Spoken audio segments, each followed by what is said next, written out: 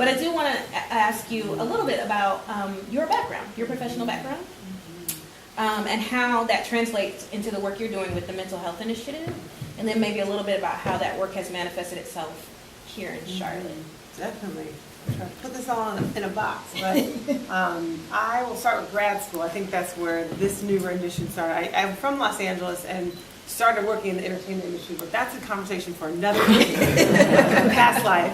But in graduate school, I was a dual social work student and divinity student, and found myself really into sexual ethics and theology, and this idea of what do we do in the church with sexuality. Then I went to social work school, and if you are social workers in the house, you know that social work we don't do the heady stuff. It's the practice, it's how you get it done.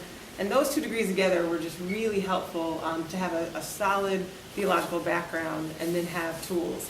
After postgraduate school, I was a LCSW, decided to do a LMFT, which was a marriage family therapy certificate program, where I became a therapist in a community what is it called? A community practice, but it was free to the community. So we were interns, and you simply get the clients you get. You don't specialize. Then I started seeing that theological headspace start working in ways where my therapeutic theories and the theological theories were dancing together. And so I really got a heart for those people who either had religious trauma or church hurt, or had some element of their mental health experience be so impacted by their faith, but most traditional therapy would not touch faith. We know that the psychological world and the theological world are like brothers who don't get along for all these reasons. And so there was such a gap in that field. Then Bob Cooper, one of our board members, took the risk of hiring me as a graduate student right out of graduate school at Tennyson Center for Children, where I served as a chaplain.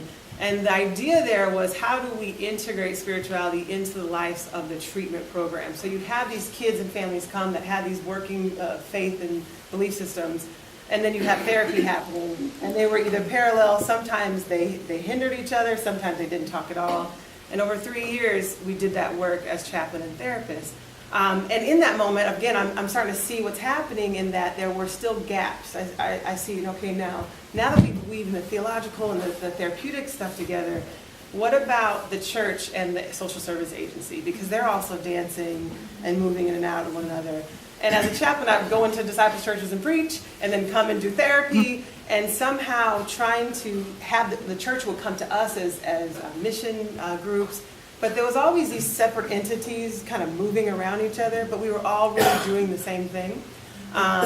And so in that space, what kind of came out was these gaps in which my mind was like, where could the church do the work that the social service agency doesn't have funding to do, the policies stop it from doing, especially around spirituality. And we know in the mental health world that spirituality and faith is almost as good as any other treatment, if not better, because it's natural and it can stay with you the rest of your life. As a therapist, after 15 minutes, you're gone, but you will stay with pastor, hopefully for the next 40 years. And so the idea was, how does the church really become complementary to the treatment process? Because as a therapist, those who are therapists or social workers in the room, you know that what we learn in this world is really just people work. And that's what I believe the church does best: community and people work. So all that to say, coming into the mental health initiative, it's still this moment of looking at gaps. You know, where in the church world are we needing a new identity? A lot of the church, I go to churches and pastors are like, how can I get people in the seats? How to get people your age in the seats? And then in the therapeutic world, nobody has access to mental health for all these reasons. And I'm like, well, there's a gap, right? What if the church would be open to mental health in a really new way? It's a part of identity. And when our people can't go get services, what if they can come to the church and get similar services and services that we can't do? So all that to say, the background of social work, theology, chaplaincy, kind of being with whoever comes in your door, seeing these gaps. With the Mental Health Initiative, we in MBA, looking at the least of these, who's in the fringes, who's at the intersections or the gaps in our society, who don't quite get these services but aren't going to church for this service. And so the Mental Health Initiative is looking at those people kind of on the margins, who in the mental health field have been just not served for whatever reason, where can the church kind of hold them, and how do we hold them? And so we're looking at breaking stigma, which is a huge barrier within the church world around mental health, same in the mental health world around religion. What does that mean to educate each other?